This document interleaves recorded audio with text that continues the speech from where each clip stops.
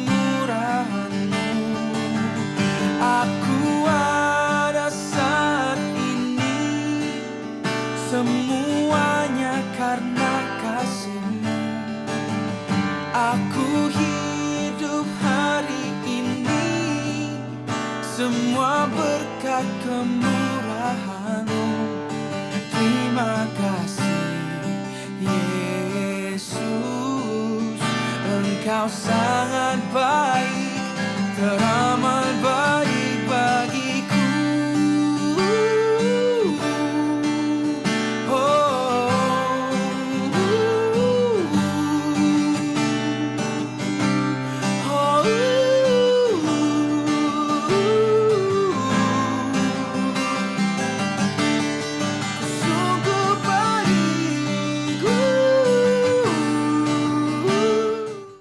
Tuhan, Shalom. Kesukaan yang besar kalau kita boleh kembali beribadah bersama-sama walaupun hanya secara online. Bersyukur sampai hari ini kita merasakan kebaikan-Nya, kesetiaan Tuhan, dan anugerah-Nya yang selalu baru dalam hidup kita. Mari datang kepada Tuhan. Tuhan, kami mengucap syukur buat kesetiaan-Mu. Engkau Bapa yang baik, yang tidak pernah meninggalkan kami. Kami percaya Engkau menyertai kehidupan kami, Tuhan. Kami menyanjung Engkau, kami menyembah Engkau saat ini. Haleluya.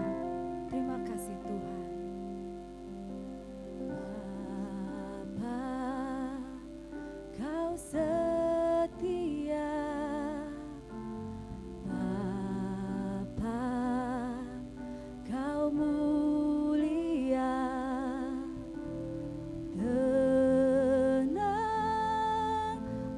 Jiwaku aman bersamamu.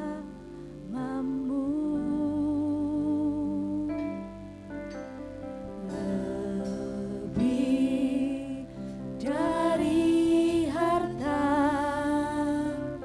Kaulah segalanya.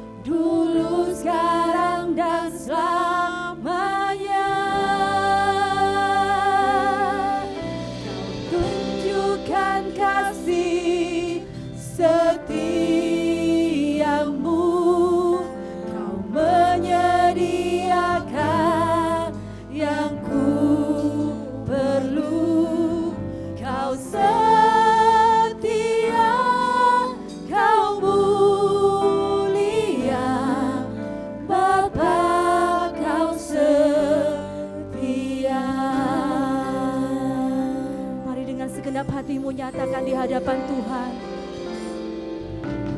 Bapa, Kau setia.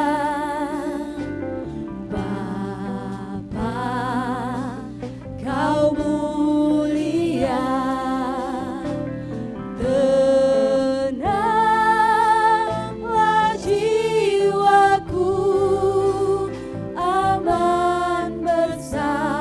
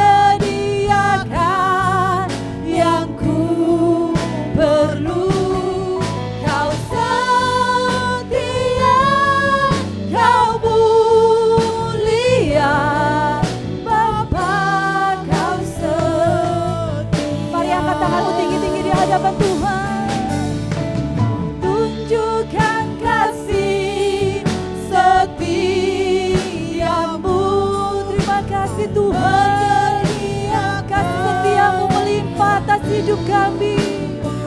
Kami mengucap syukur, kami punya Allah yang baik seperti Engkau Tuhan. Mulia, dulu, sekarang, dan selamanya. Kau tunjukkan kasih setiamu, Kau menyediakan yang ku perlu. Kau setia, Kau mulia, Bapa, Kau setia. Katakan Kau setia Tuhan, Kau setia, Kau mulia, Kau setia, Kau setia, Kau mulia, Kau setia.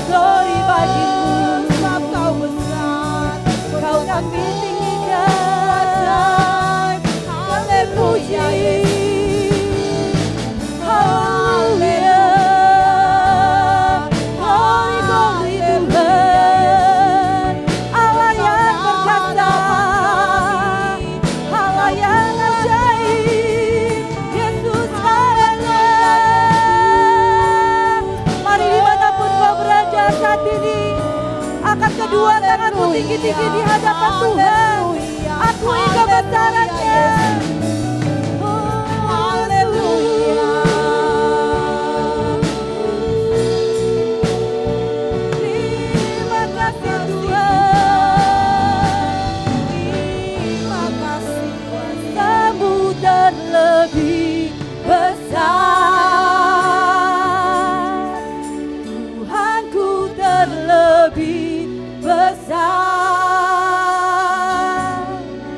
tak pernah terlambat janji-Mu ya Tuhan menolong hidupku. Katakan kuasa-Mu Tuhan, kuasa-Mu terlebih besar. Tuhanku terlebih besar, Tuhanku terlebih besar. Terima kasih Tuhan, tak pernah terlambat janji-Mu ya Tuhan pulihkan hidupku. Mari katakan di hadapan Tuhan, ku percaya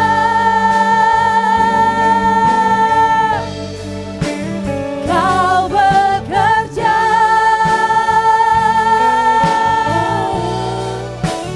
mendatangkan kebaikan di hidupku. Amin, kami pegang janji-Mu Tuhan.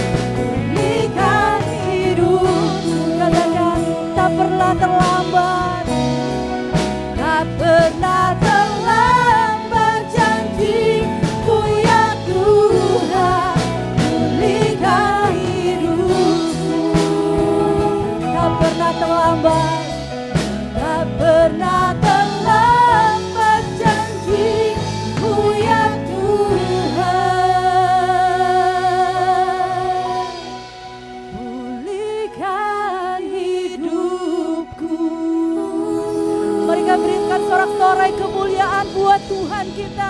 Dia Raja di atas segala raja. Terima kasih Tuhan, Engkau dahsyat, Engkau ajaib dalam hidup kami. Kami bersuka cita dan kami mau bersorak-sorai lebih lagi memuliakan nama-Mu.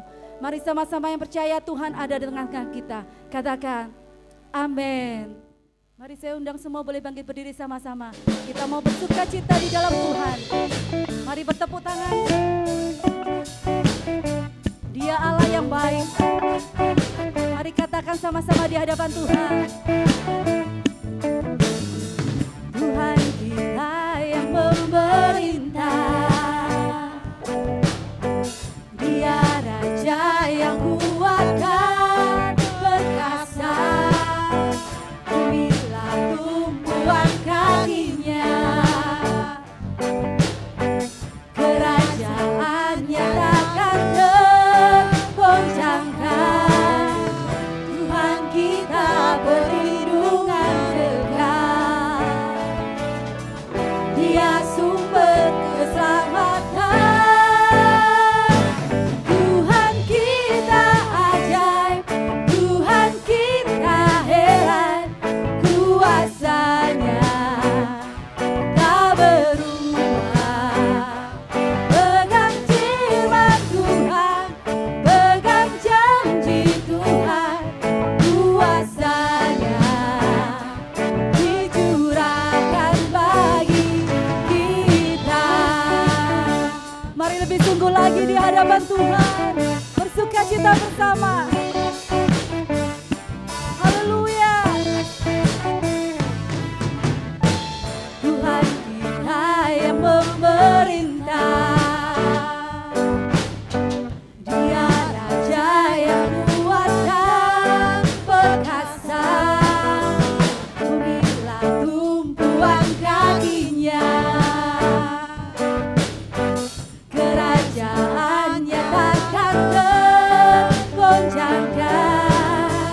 Tuhan kita perlindungan kekal. Katakan dia sumber, dia sumber keselamatan.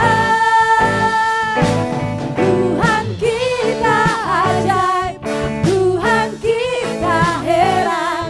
Kuasanya tak berubah. Mari pegang firman Tuhan, Tuhan, pegang janji Tuhan. Kuasanya dicurahkan bagi kita. Lebih lagi. Tuhan kita ajaib, Tuhan kita heran. Kuasanya tak berubah. Amin. Pegang firman Tuhan, pegang janji Tuhan. Kuasanya dicurahkan bagi kita. Haleluya. Kuasanya selalu dicurahkan buat setiap kita. Terima kasih Tuhan. Amin. Amin. Silakan duduk Bapak Ibu jemaat yang dikasihi Tuhan. Mari lebih lagi kita buka hati kita untuk mendengarkan firman Tuhan. Mari kita menyiapkan hati kita supaya kita benar-benar siap untuk menerima firman Tuhan. Terima kasih Tuhan. Kami mengucap syukur ya Bapa atas pemeliharaan-Mu, atas penyertaan-Mu Tuhan. Untuk kami boleh ada hingga saat ini, itu semua karena kemurahan-Mu, itu semua karena kasih dan anugerah-Mu saja Tuhan. Kami mau lebih lagi masuk ke dalam hadirat-Mu, kami mau bersungguh-sungguh Tuhan untuk menyembah dan memuliakan nama-Mu lebih dan lebih lagi ya Bapa.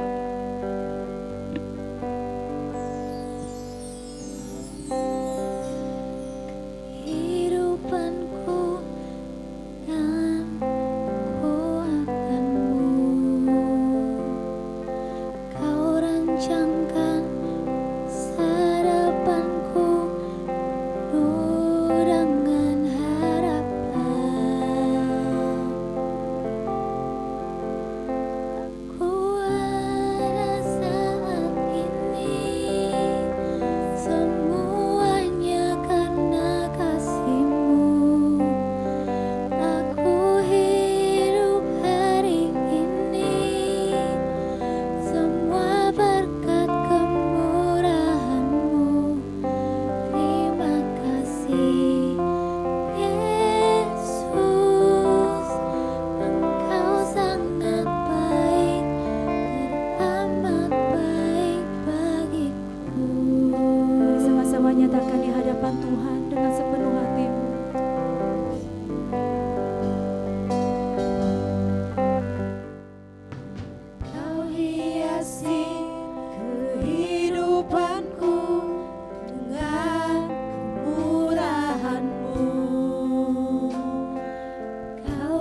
Bincangkan masa depanku penuh dengan harapan.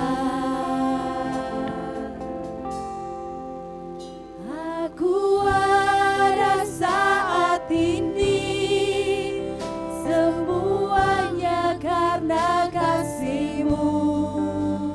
Aku hidup hari ini, semua berkat kemurahan-Mu. Terima kasih Yesus, Engkau sangat baik, teramat baik bagiku. Mari lebih lagi angkat tanganmu, katakan, aku ada saat ini, semuanya karena kasih-Mu.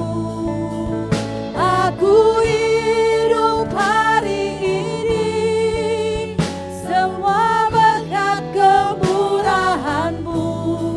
Terima kasih Yesus, Engkau sangat baik, teramat baik. Aku ada saat ini, semuanya karena kasih-Mu. Aku hidup hari ini, semua berkat kemurahan-Mu. Terima kasih Yesus, Engkau sangat baik, teramat baik. Kasih Yesus, Engkau sangat baik, teramat baik bagiku. Terima kasih Yesus,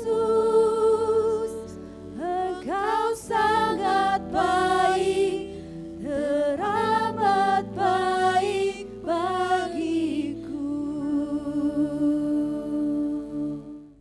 Shalom jemaat Tuhan, dimanapun Bapak, Ibu, Saudara-saudari berada, saya yakin kita semua berada dalam keadaan yang baik dan sehat. Saya berdoa agar kita semua senantiasa berada dalam pemeliharaan dan perlindungan Tuhan. Ibadah Raya minggu depan, tanggal 16 Agustus 2020, masih akan diadakan secara online. Bapak Ibu dapat mengikutinya melalui YouTube channel GPI Maranatha mulai pukul 7.30 pagi dan dapat diakses sepanjang hari. Seluruh kegiatan ibadah GPI Maranatha masih akan diadakan secara online. Ibadah offline baru akan diadakan dengan mengikuti perkembangan penyebaran COVID-19 di Kota Surabaya. Bapak Ibu bisa mendapatkan update terbaru seputar info GPI Maranatha melalui Facebook, Instagram, dan YouTube channel GPI Maranatha. Bagi Bapak Ibu sekalian yang memiliki kerinduan hati untuk memberi bagi pekerjaan Tuhan di tempat ini, dapat memberikan persembahan, baik itu persembahan persepuluhan, ataupun persembahan diakonia melalui transfer ke rekening GPI Maranatha atau melalui scan QR Code GPI Maranatha. Kami mengajak Bapak Ibu sekalian untuk bersatu hati bersama-sama berdoa untuk beberapa pokok doa berikut ini. Pokok doa yang pertama adalah berdoa bagi bangsa dan negara supaya dilindungi dan cepat dilalukan dari pandemi virus corona. Pokok doa yang kedua, berdoa bagi Bapak Presiden dan Wakil serta semua menteri agar diberikan hikmat dan kebijaksanaan dalam setiap pengambilan keputusan. Yang ketiga, berdoa bagi semua tenaga medis yang berada di garda terdepan dalam menangani pasien yang terjangkit COVID-19 supaya tetap sehat dan dilindungi Tuhan. Pokok doa yang keempat, berdoa bagi seluruh rakyat Indonesia agar senantiasa dilindungi dan diberikan kekuatan dalam menghadapi situasi sulit ini.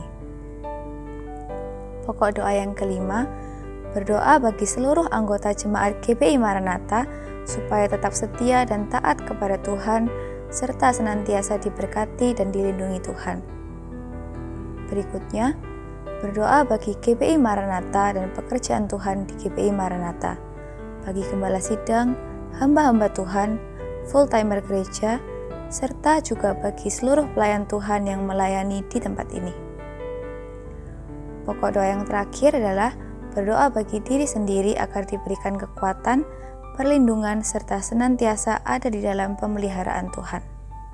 Bagi Bapak Ibu sekalian yang memiliki permohonan doa atau kebutuhan konseling, dapat menghubungi tim pengembalaan gereja melalui nomor WhatsApp 081 135 6515. Demikian merupakan serangkaian pengumuman yang dapat saya sampaikan, dan mari kita mendengarkan firman Tuhan hari ini.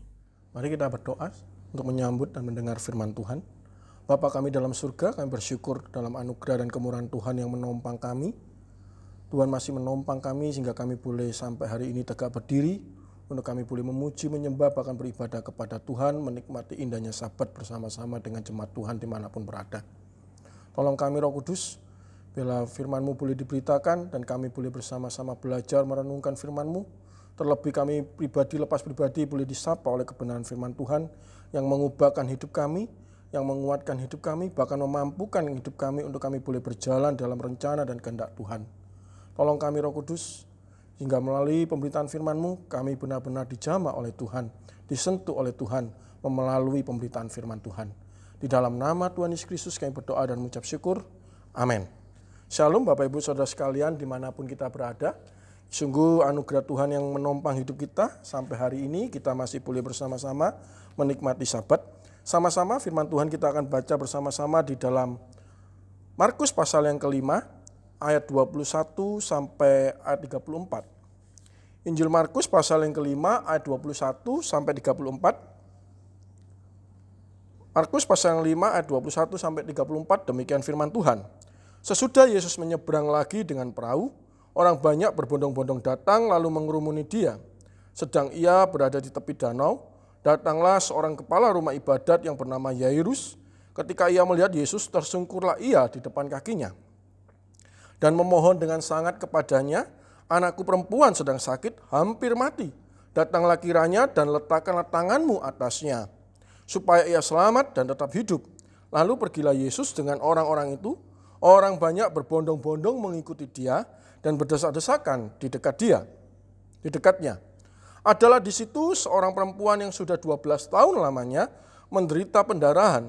Ia telah berulang-ulang diobati oleh berbagai tabib, sehingga telah dihabiskannya semua yang ada padanya. Namun sama sekali tidak ada faedahnya, malah sebaliknya keadaan makin memburuk. Dia sudah mendengar berita-berita tentang Yesus, maka di tengah-tengah orang banyak itu ia mendekati Yesus dari belakang dan menjamah jubahnya, sebab katanya, asal ku jamah saja jubahnya, aku akan sembuh. Seketika itu juga berhentilah pendarahannya dan ia merasa bahwa badannya sudah sembuh dari penyakitnya. Pada ketika itu juga Yesus mengetahui bahwa ada tenaga yang keluar dari dirinya. Lalu ia berpaling di tengah orang banyak dan bertanya, siapa yang menjamah jubahku? Murid-muridnya menjawab, engkau melihat bagaimana orang-orang ini berdesak-desakan dekatmu, dan engkau bertanya, siapa yang menjamah aku? Lalu ia memandang sekelilingnya untuk melihat siapa yang telah melakukan hal itu. Perempuan itu yang menjadi takut dan gemetar ketika mengetahui apa yang telah terjadi atas dirinya, tampil dan tersungkur di depan Yesus, dan dengan tulus memberitahukan segala sesuatu kepadanya. Maka katanya, kepada perempuan itu, hai anakku, imanmu telah menyelamatkan engkau. Pergilah dengan selamat dan sembuhlah dari penyakitmu. Bapak Ibu Saudara sekalian, tentunya setiap orang waktu mengalami yang namanya sakit penyakit yang menyerang tubuh kita pasti merasa tidak nyaman, pasti merasa tidak enak, merasa tidak baik, dan merasa terganjal, mau apa-apa susah. Bahkan bukan hanya sakit biasa, seperti sakit flu dan batuk saja, ketika itu melanda kita, tentu kita sudah tidak nyaman, tentu kita sudah merasa gak enak. Cepat-cepat kita segera minum obat atau vitamin atau segera cari obat sampai ketemu dan kita segera meminumnya supaya tubuh ini segera sembuh dan tidak bertambah parah. Apalagi di tengah-tengah keadaan yang semacam ini, orang yang batuk sedikit saja, orang yang pilek sedikit saja pasti merasa khawatir. Jadi segera mencari obat untuk tubuh ini boleh sehat.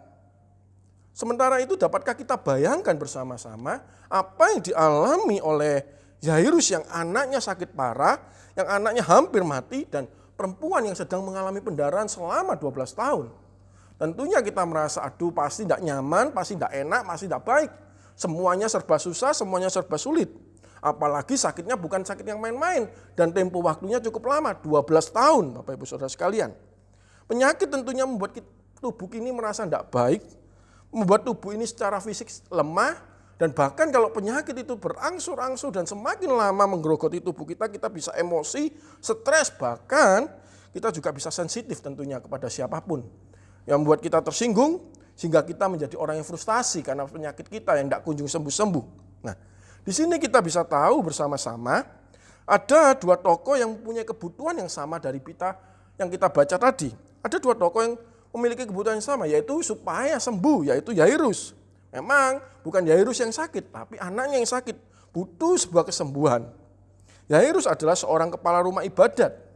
Dan kita lihat di sana, Yairus adalah seorang yang saleh, dia tersungkur di depan kaki Yesus karena anak satu-satunya sakit. Anak satu-satunya semata wayang yang dicintainya sakit. Dan dia tersungkur di depan kaki Yesus.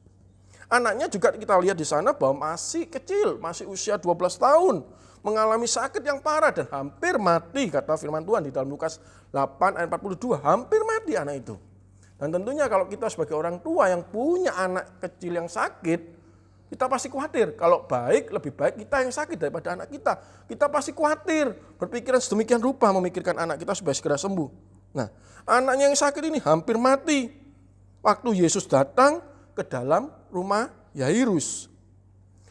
Ini menunjukkan pada kita bahwa seseorang yang saleh sekalipun tidak menjamin hidupnya bebas dari persoalan termasuk segala sakit penyakit ataupun kesulitan yang menimpa hidupnya. Loh, Yairus saleh, tapi kita lihat anaknya sakit parah, hampir mati, masih kecil lagi 12 tahun. Berarti ini menunjukkan pada kita bahwa memang tidak ada jaminan hidup kita sebaik apapun, sesaleh apapun, langgeng-langgeng saja, lancar-lancar saja, bebas masalah. Enggak.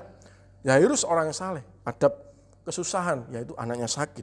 Dan tokoh yang kedua kita bisa lihat di sana adalah perempuan yang sedang sakit pendarahan 12 tahun. Dan pendarahannya itu tidak ada henti-hentinya. Terus pendarahan. Dan tidak ada habisnya. Sudah berobat ke sana, ke sini, cari tabib sana, tabib sini. Mulai yang paling pinter sampai yang paling tarifnya mungkin paling mahal. Tidak bisa sembuh, sakit. Hartanya bahkan sampai habis. Dia tidak bisa sembuh. Dan perempuan ini menderita. Baik secara fisik dia menderita karena sakit pendarahannya. Secara ekonomi dia juga habis hartanya. Secara mental dia juga tekanan. Kenapa? Karena pada saat itu jika dia sedang pendarahan dan senggolan sama orang, bersentuhan dengan seorang, dia pasti dianggap membawa najis kepada orang lain. Makanya dia harus disendirikan, tidak boleh keluar seperti orang yang sakit kusta. Dan secara spiritual, perempuan pendarahan ini merasa tidak bisa beribadah, tidak punya kesempatan untuk datang beribadah. Karena pendarahannya dianggap najis, Bapak Ibu Saudara sekalian. Bayangkan, seorang perempuan pendarahan 12 tahun, pendarahan sebulan aja merasa susah dan merasa tidak nyaman. Kalau bisa maaf kata, cari pembalut itu yang tipis setengah mati. Padahal pada waktu itu belum ada pembalut yang tipis. Pada waktu itu pakainya kain handuk, kain kotor. Kain handuk yang tebal itu Bapak Ibu Saudara sekalian. Dipakai selama 12 tahun, pasti sangat tidak nyaman. Di sini kita bisa lihat bersama-sama bahwa anak Yairus usia 12 tahun sakit dan hampir mati. Perempuan pendarahan ini juga 12 tahun menderita sakit pendarahan. Di sini kita bisa lihat persamaan bahwa ada 12 tahunnya. Ini bukan ilmu cocok logi, tapi 12 tahun ini menunjukkan kepada kita bahwa melambangkan yang namanya Israel yang juga dalam keadaan hampir mati 12 tahun. Gereja Tuhan yang juga yang demikian yang butuh pertolongan. 12 tahun ini menunjuk kepada bangsa Israel dan juga kepada kita gereja Tuhan. Butuh pertolongan Tuhan, butuh jamahan Tuhan, butuh sentuhan Tuhan. Karena seseorang tanpa sentuhan Tuhan, tanpa jamahan Tuhan, hidupnya akan mati. Ini ada dua perspektif yang terkait antara dari sisi Yairus dan juga dari perempuan yang sakit pendarahan. Keduanya ini tidak bisa dilepaskan, yang mau menunjuk kepada Israel meski tentu saja ada perbedaannya sendiri-sendiri. Nah, dalam kisah ini kita akan bisa lihat sama-sama bahwa ternyata kita bisa temukan ada sentuhan-sentuhan yang mengubahkan kehidupan mereka. Sentuhan yang mengubahkan kehidupan Yairus dan juga perempuan pendarahan ini. Termasuk ini yang dibutuhkan oleh gereja Tuhan saat ini. Sentuhan apa saja yang terjadi pada saat itu yang mengubahkan kehidupan mereka. Dan yang bisa juga mengubahkan kehidupan kita sebagai gereja Tuhan pada saat ini. Sentuhan apa saja Bapak Ibu Saudara sekalian yang bisa kita lihat. Yang pertama, sentuhan itu adalah sentuhan yang menyentuh hati. Yang menyentuh hati. Kita lihat di ayat 22 dan 23 di sana dikatakan, datanglah seorang kepala rumah ibadat yang bernama Yairus. Ketika ia melihat Yesus, tersungkurlah ia di depan kakinya dan memohon dengan sangat kepadanya, anakku perempuan sedang sakit, hampir mati. Datanglah kiranya dan letakkanlah tanganmu atasnya supaya ia selamat dan tetap hidup. Bapak Ibu Saudara sekalian, di sini kita melihat bahwa Yairus tersungkur di depan kaki Yesus.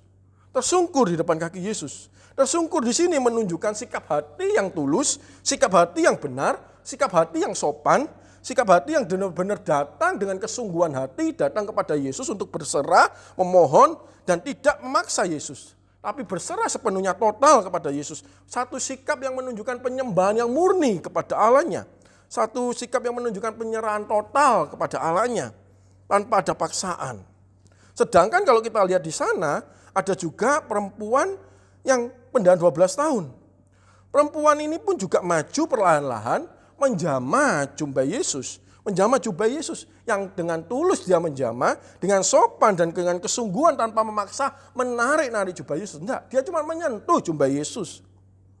Dan akhirnya pendarahan itu berhenti dari perempuan pendarahan ini. Di sini kita bisa lihat bersama-sama ada satu sikap hati yang benar, yaitu yang namanya kerendahan hati.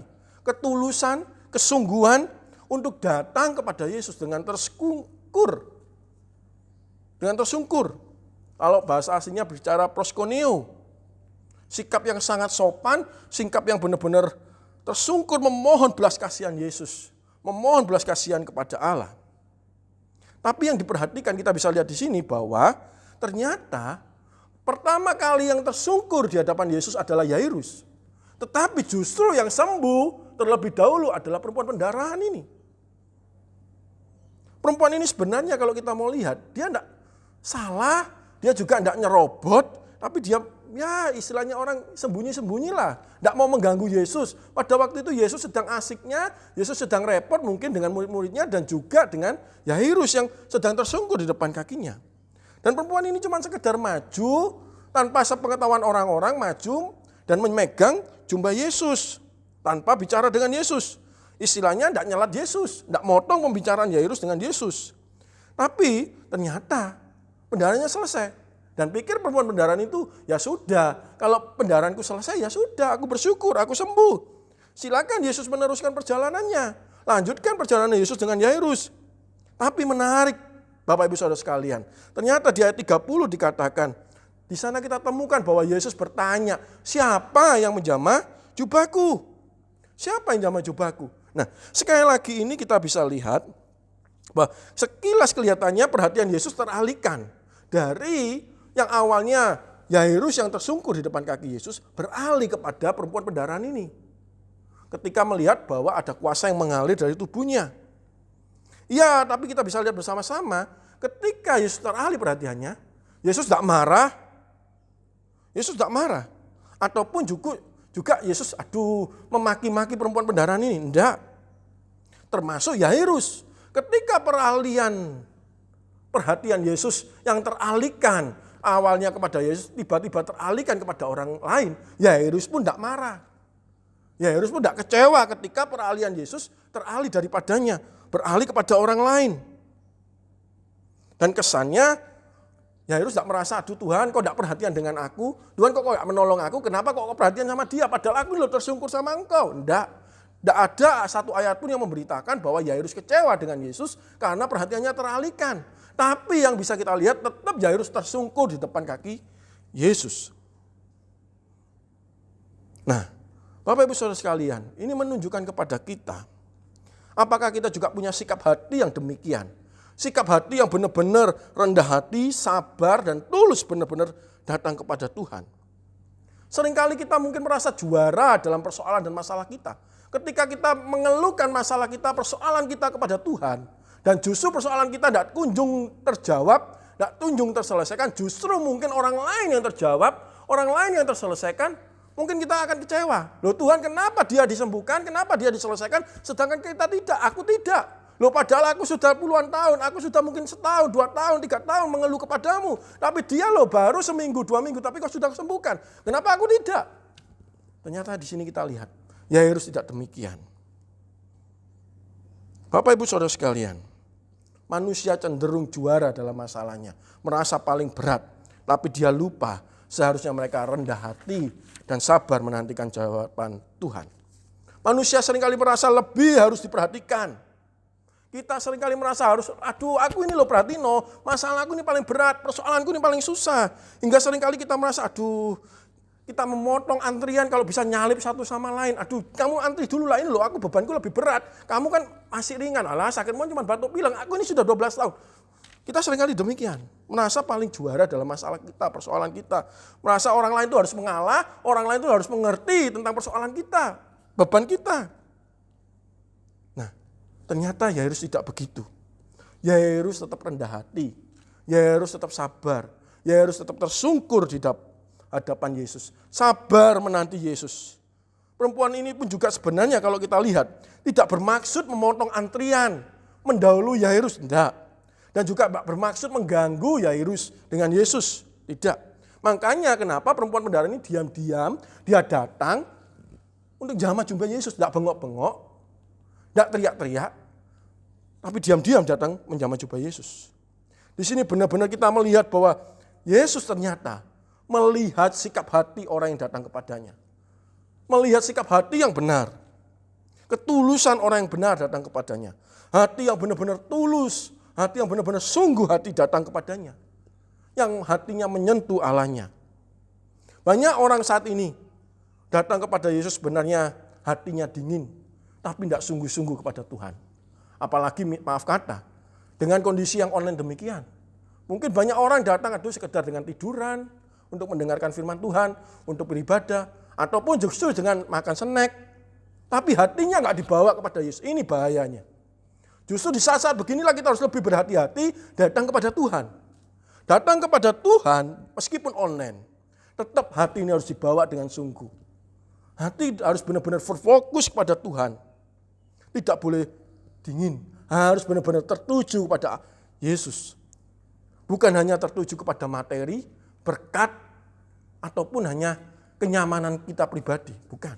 Tapi hati ini harus benar-benar tertuju kepada Yesus dengan rendah hati. Perlu kita ketahui, kerendahan hati adalah ketika kita sadar bahwa seluruh hidup kita, seluruh yang kita miliki, seluruh nafas hidup kita, segala kesehatan kita, segala kepandaian kita, segala kesempatan apa yang kita capai dalam hidup ini, itu semata-mata anugerah Tuhan. Tanpa Tuhan kita tidak bisa apa-apa. Tanpa Tuhan kita sia-sia. Maka dari itu, seseorang datang kepada Tuhan harus benar-benar dengan ketulusan, dengan kerendahan hati. Karena menyadari bahwa sebenarnya kita bisa melakukan ini dan itu semata-mata karena anugerah Tuhan. Termasuk saat ini, ketika kita masih bisa beribadah secara online, meskipun terbatas, tetap anugerah Tuhan menopang kita. Kita harus rendah hati datang kepada Tuhan. Bukan tambah seenaknya. Mungkin kita beribadah dengan makan snack, sambil makan, ataupun sambil tiduran. Tapi dengan kesungguhan hati datang kepada Tuhan. Tidak ada musuh yang lebih hebat dalam pertumbuhan rohani seseorang, kecuali yang namanya kesombongan. Dan tidak ada yang mendorong pertumbuhan rohani seseorang yang lebih kuat kecuali kerendahan hati. Maka dari itu datanglah kepada Tuhan dengan rendah hati. Datang kepada Tuhan dengan rendah hati. Dan yang kedua adalah menyentuh iman. Sikap menyentuh yang mengubahkan adalah menyentuh iman. Kita lihat ayat 28 sampai 30 demikian firman Tuhan. Sebab katanya, asal ku jamah saja jubahnya aku akan sembuh. Seketika juga berhentilah pendarahannya. Dan ia merasa bahwa badannya sudah sembuh dari penyakitnya. Pada ketika itu juga Yesus mengetahui bahwa ada tenaga yang keluar dari dirinya, lalu ia berpaling di tengah orang banyak dan bertanya, siapa yang menjamah jubahku? Waktu Yesus bertanya, siapa yang jamah jubahku? Ini mau menunjukkan kepada kita sebenarnya Yesus bukannya tidak tahu siapa yang jamah jubahnya, enggak. Bukan berarti Yesus tidak ngerti siapa yang jamah jubahnya, enggak. Tapi ini mau menunjukkan kepada kita bahwa Yesus ingin mempublikasikan, Yesus ingin mengkonfirmasi. Ini loh, ada orang yang datang kepadaku dengan iman. Asal ku jamah jubahnya, sembuh. Seseorang datang kepada Tuhan harus menyentuh iman. Iman itu harus dibawa. Sehingga kuasa itu mengalir. Sehingga apa yang telah disediakan Allah itu dapat kita tarik sebagai berkat kita. Ini mau menunjukkan kepada kita Bapak Ibu Saudara sekalian, urusan menjamah itu gampang. Itu gampang. Tapi kita lihat di sana bersama-sama. Ketika Yesus bertanya, siapa yang jumah jubahku? Dan murid Yesus bertanya, Petrus, loh enggak ada. Di sini nih loh rame, banyak orang. Kalau kesenggol kan biasa. Kalau ada yang nyentuh kan biasa. Kan ini rame, banyak orang. Pasti senggol sana sini kan gampang. Pasti itu terjadi dengan mudahnya. Tapi Yesus ngomong, enggak, ini bukan hanya kesenggol, ini menjamah. Menjamah dengan iman, datang dengan iman. Ini mau menunjukkan pada kita Bapak Ibu Saudara. Banyak orang datang kepada Tuhan itu imannya cuma iman kesenggol. Bukan iman yang benar-benar tertuju kepada Allah yang benar. Urusan menyembah, urusan benar-benar menjamah, itu berbeda dengan urusan yang kesenggol. Banyak orang datang kepada Tuhan itu cuma imannya kesenggol. Kesenggol apa? Mungkin kesenggol korbannya pendeta. Mungkin kesenggol dengan penyakit. Mungkin kesenggol dengan keterpurukan. Mungkin kesenggol dengan masalah. Makanya dia datang kepada Tuhan. Makanya dia datang dengan beribadah kepada Tuhan. Beda. Tapi orang yang datang kepada Tuhan itu harus dengan iman. Bukan dengan kesenggol. Kesenggol masalah baru datang. Bukan. Tapi benar-benar datang kepada Tuhan itu dengan iman. Menyadari bahwa Allah itu satu-satunya yang telah mengaruniakan iman kepada kita. Untuk kita boleh percaya kepada Dia. Bukan hanya cuman kesenggol. Tapi harus benar-benar sampai menyentuh. Benar-benar sampai menjamah apa yang Tuhan kehendaki dalam hidup kita. Nah, di sini Yesus mau menekankan sebenarnya betapa pentingnya datang kepada Yesus dengan iman. Termasuk iman yang benar. Bukan hanya datang kepada Tuhan itu sekedar rutinitas. Aduh, enggak ibadah itu enggak enak. Ganjel rasanya. Harus ibadah. Bukan hanya datang ibadah itu cuma sekedar setor wajah. Loh, aku sudah ngelek ya. Aku sudah konfirmasi kalau aku datang. Bukan. Tapi datang kepada Tuhan itu benar-benar dengan iman. Bukan hanya sekedar setor wajah, bukan hanya rutinitas, dan juga bukan hanya kehampaan. Perempuan ini menjamah dengan iman, penuh dengan pengharapan. Ia datang dengan kesulitan dan pergumulan, tapi perempuan ini menjamah sementara Yesus tidak menjamah. Kita lihat, Yesus tidak jamah perempuan ini, tapi perempuan ini benar-benar datang dengan iman, menjamah jumpa Yesus. Ia tersungkur dan memohon belas kasihan Yesus, tanpa Yesus perhatikan, tanpa sebenarnya Yesus pedulikan. Tapi akhirnya Yesus mengkonfirmasikan, mempublikasikan bahwa ini loh imannya luar biasa perempuan pendarahan ini. Orang yang begini datang kepada Tuhan, itu orang yang luar biasa. Yang datang dengan iman. Sudahkah kita saat ini juga datang kepada Tuhan dengan iman? Atau sekedar datang kepada Tuhan cuma hanya karena kesenggol? Datang pada Allah itu harus disertai dengan iman yang benar. Datang kepada Allah itu iman ini harus tertuju kepada Allah. Satu-satunya objek sesembahan kita. Maka dari itu kita perlu ketahui. Semakin besar pengetahuan dan pengenalanmu tentang kebaikan dan rahmat anugerah Tuhan di dalam hidup kita, semakin besar pula kerinduan dan upayamu untuk datang memuji dan menyembah Dia sebagai Allah yang berdaulat atas segala sesuatu. Saya ulangi, semakin besar pengetahuan dan pengenalanmu tentang kebaikan dan rahmat anugerah Tuhan di dalam kehidupan kita, semakin besar pula kerinduan dan upayamu untuk datang memuji dan menyembah Dia sebagai Allah yang berdaulat atas segala sesuatu. Yang ketiga, Bapak-Ibu Saudara sekalian, momen menyentuh apa yang bisa mengubahkan? Sentuhan apa yang mengubahkan? Ternyata kalau yang pertama harus menyentuh hati, yang kedua harus menyentuh iman, yang ketiga menyentuh relasi. Yang ketiga menyentuh relasi. Kita perhatikan ayat 32 dan 34. Lalu ia memandang sekelilingnya untuk melihat siapa yang telah melakukan hal itu. Perempuan itu yang menjadi takut dan gemetar ketika mengetahui apa yang telah terjadi atas dirinya. Tampil dan tersungkur di depan Yesus dan dengan tulus memberitahukan segala sesuatu kepadanya. Maka katanya kepada perempuan itu, "Hai anakku, imanmu telah menyelamatkan engkau. Pergilah dengan selamat dan sembuhlah dari penyakitmu." Ternyata ketika kita lihat di sana ceritanya, ada kuasa yang mengalir ketika perempuan ini berelasi dengan Yesus. Ada kuasa yang mengalir dari tubuh Yesus ketika perempuan ini menjamah jubah Yesus. Ada relasi yang dipulihkan. Setelah dipulihkan, perempuan ini bisa berelasi dengan Yesus dan orang lain. Kalau sebelumnya perempuan ini dianggap najis, ketika dia bersentuhan dengan orang dianggap najis. Tetapi setelah dia berelasi dengan Yesus, relasinya dipulihkan. Selain hanya kepada Allah dia dipulihkan, relasi dengan sesamanya dipulihkan. Kalau dulu dia untuk datang ke rumah ibadat tidak boleh, dilarang karena najis perpendarahan. Tetapi setelah sembuh, setelah menjamah jubah Yesus, dia bisa berelasi, dia bisa kembali datang beribadah. Setelah sekian lama perempuan ini tidak ada relasi, tidak ada yang menerima dia. Semua menolak dia karena kenajisannya. Tetapi akhirnya Yesus mengonfirmasi, pergilah dengan selamat dan sembuhlah dari penyakitmu. Dikonfirmasi kepada banyak orang bahwa perempuan pendarahan ini sudah sembuh, sudah tidak pendarahan lagi, sudah tidak najis lagi. Wow. Demikian hidup kita. Hidupmu dan hidupku sudah tidak najis lagi. Kita sudah dipulihkan oleh darah Kristus. Dosamu dan dosaku telah dihapuskan. Maka dari itu datang kepada Tuhan dengan hati yang sungguh, datang kepada Tuhan dengan iman. Hidupmu dan hidupku sudah dipulihkan oleh darah Kristus. Seperti 10 orang kusta yang sudah disembuhkan. Dia disuruh untuk ke para imam, untuk konfirmasi bahwa dirinya sudah tidak najis lagi. Demikian perempuan pendarahan ini dikonfirmasi. Dia sudah sembuh, dia sudah layak untuk datang kepada Tuhan. Dia sudah layak untuk beribadah, dia sudah layak untuk berelasi juga dengan sesamanya. Perempuan ini dibebaskan dari kenajisannya. Dulu dia dianggap najis, tetapi sekarang dia bisa bersentuhan dengan siapa saja. Kalau dulu dia bersentuhan dengan seseorang, orang itu juga ikut najis. Tapi di sini, ketika dia bersentuhan dengan orang lain, orang itu merasakan jaman Tuhan.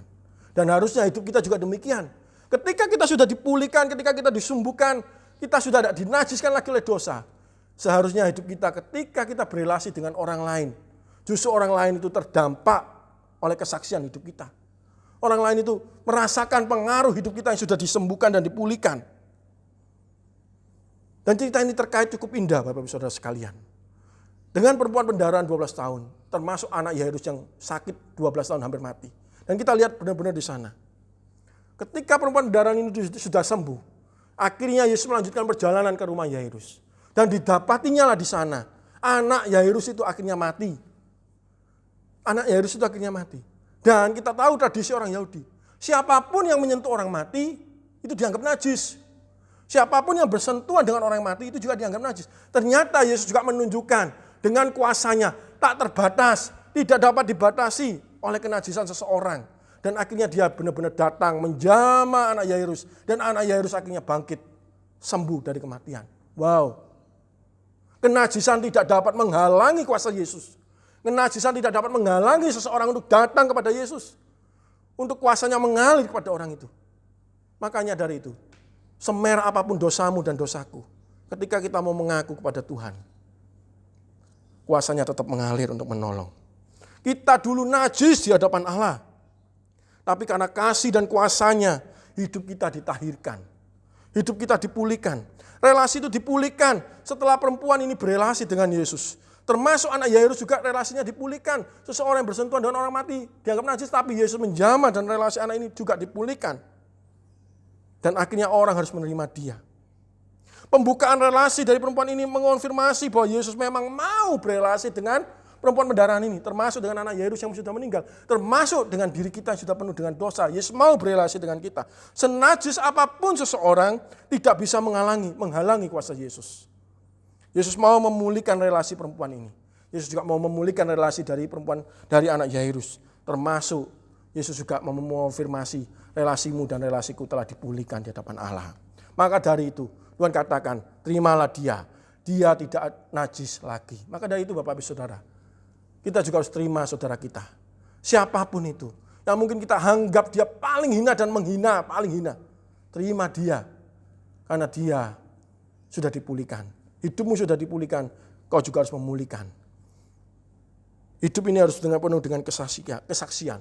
Kehidupan iman seseorang itu harus jadi berkat. Kehidupan iman seseorang itu harus penuh dengan kesaksian. Orang yang sudah bersaksi berarti bukti bahwa orang itu sudah dijamah Tuhan. Tapi orang yang tidak mau bersaksi dan malu bersaksi, orang itu belum dipulihkan. Orang itu belum disembuhkan. Tetapi seseorang yang mau bersaksi dan hidupnya penuh dengan kesaksian, orang itu sudah dijamah dan sudah disembuhkan. Seperti itu pula hidup kita. Harus terus menyala. Seperti pelita yang terus menyala. Jangan hanya ditutupi gantang. Harus terus kelihatan bahwa kita anak-anak Allah. Hidup kita harus demikian. Kita sudah tidak najis lagi, kita sudah dipulihkan. Persoalan terbesar manusia adalah dosa. Dan dosa itu sudah dipulihkan oleh Allah. Dan dosa itu sudah diselesaikan oleh Kristus. Maka dari itu hidup kita dipulihkan. Dan hidup kita harus penuh dengan kesaksian. Sebagai penutup. Setelah relasi diterima. Bahwa bahkan di antara yang paling dekat manusia. Jarak yang tak terbatas. Terus ada. Hidup indah side by side bisa tumbuh jika mereka berhasil menerima dengan kasih Allah. Jarak antara mereka yang memungkinkan masing-masing untuk melihat yang lain utuh dan melawan langit yang luas. Saya ulangi. Setelah relasi diterima bahwa bahkan di antara yang paling dekat manusia jarak yang tak terbatas terus ada. Hidup indah side by side bisa tumbuh. Jika mereka berhasil menerima dengan kasih Allah, jarak antara mereka yang memungkinkan masing-masing untuk melihat yang lain itu lebih utuh dan melawan langit yang luas. Amin. Kita berdoa. Bapa yang baik, kami bersyukur Tuhan. Dalam anugerah dan kemurahan Tuhan, firman-Mu boleh menyapa kami pribadi lepas pribadi. Tolong kami Roh Kudus dan ingat kami. Ingat kami bahwa kami mau hidup di dalam anugerah Tuhan. Biarlah kami datang kepada Tuhan dengan hati yang sungguh. Datang kepada Tuhan dengan iman yang hanya tertuju kepada Tuhan. Dan kami percaya Engkau menjamah kami sehingga relasi kami dipulihkan. Relasi kami kepadamu dipulihkan. Relasi kami kepada sesama kami juga dipulihkan. Ampuni kami yang mungkin seringkali kami saat ini datang kepadamu dengan seenaknya. Datang kepadamu tanpa dengan persiapan. Ampuni kami. Biarlah di masa-masa saat ini kami kembali diingatkan. Kami perlu disembuhkan. Kami perlu dipulihkan. Sehingga kami datang kepadamu dengan hati yang sungguh. Kami datang kepadamu dengan iman yang murni. Dan kami percaya hidup kami dipulihkan. Di dalam nama Kristus Yesus, Roh Kudus menjamah kami. Amin. Mari sekali lagi kita bagi berdiri sama-sama, kita akan akhiri ibadah hari ini. Angkat kedua tanganmu tinggi-tinggi di hadapan Tuhan. Kita bersyukur buat semua kebaikan Tuhan yang sudah kita dilakukan atas kita.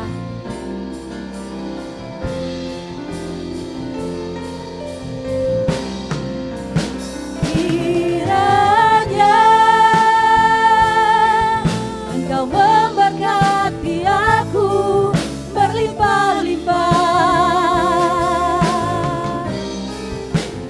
dan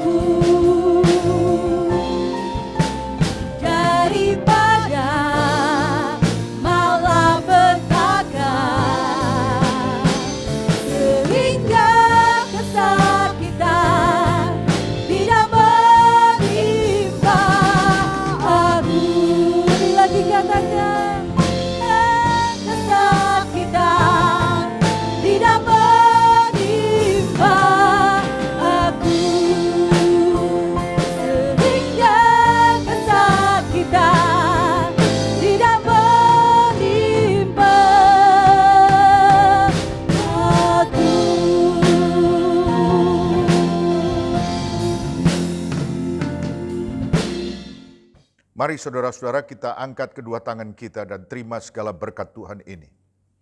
Dalam nama Tuhan Yesus Kristus, aku lepaskan berkat Tuhan turun atasmu. Diberkatilah hidupmu, diberkatilah keluargamu, diberkatilah kesehatanmu, dijauhkan engkau dari segala yang jahat, dijauhkan dari segala macam sakit penyakit. Perlindungan Tuhan yang sempurna turun atasmu. Diberkati pekerjaan dan segala usahamu, sehingga apa saja yang kau kerjakan mendatangkan keuntungan dan engkau mengalami kemurahan kebaikan Tuhan. Diberkati masa depanmu. Setiap doa dan kerinduan hatimu didengar dan dijawab oleh Tuhan.